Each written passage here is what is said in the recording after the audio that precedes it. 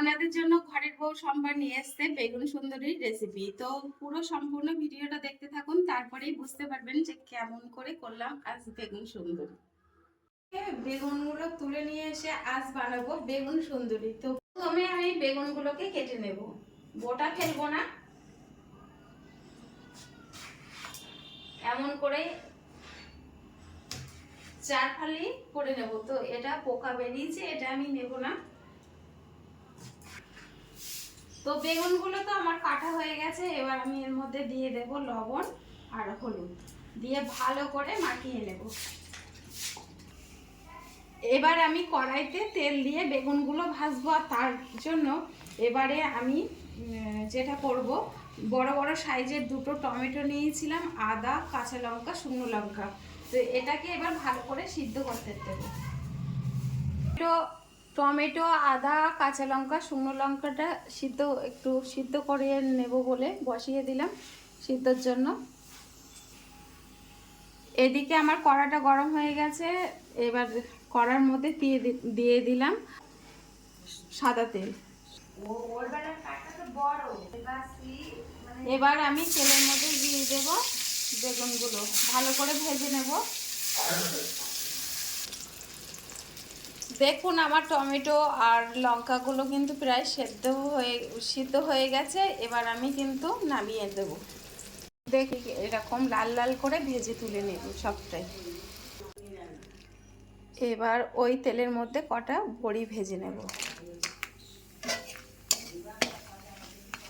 এবার আমি টমেটো, আদা, লঙ্কাটা বেটে নেব। কালো জিরে দিয়ে দিলাম। এইবার দিয়ে দিলাম দুটো শুকনো লঙ্কা। এবার আমার বেটে রাখা মশলাটা দিয়ে দিলাম। এবার এটাকে বেশ ভালো করে নাড়বো, যত সময় মশলা থেকে একটা তেল বেরিয়ে না আসবে তত সময় আমি নাড়বো। মশলাটা আমি নাড়তেই থাকবো, যত সময় মশলা থেকে তেল একটা বেরিয়ে না আসবে তত সময় কিন্তু আমি মশলাটা নাড়তেই থাকবো। অল্প সামান্য লবণ, স্বাদ মতো লবণ, আর অল্প হলুদের গুঁড়ো, পরিমাণ মতো হলুদ দিলাম, আর দিলাম লবণ। বেগুন সুন্দরীর জন্য আমি নিয়েছিলাম কিছুটা পরিমাণ পোস্ত আর কিছুটা কাজু। এটাকে আমি ভালো করে এবার বেটে নেব।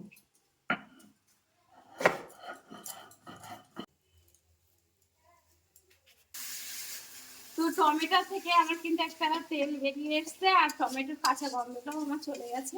এবার আমি দিয়ে দেবো পোস্ত আর কাজু বাটা। দেখুন মশলা থেকে কিন্তু তেলটা বেরিয়ে গেছে। এবার আমি দিয়ে দেব এর মধ্যে গরম জল। তো এই গরম জলটা আমি অ্যাড করলাম, অল্পই দেব।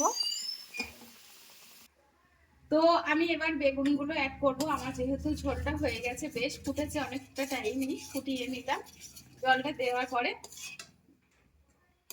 এবার আমি দিয়ে দেব বেগুন আর ভেজে রাখা বড়িগুলো একসাথেই দিয়ে দেব।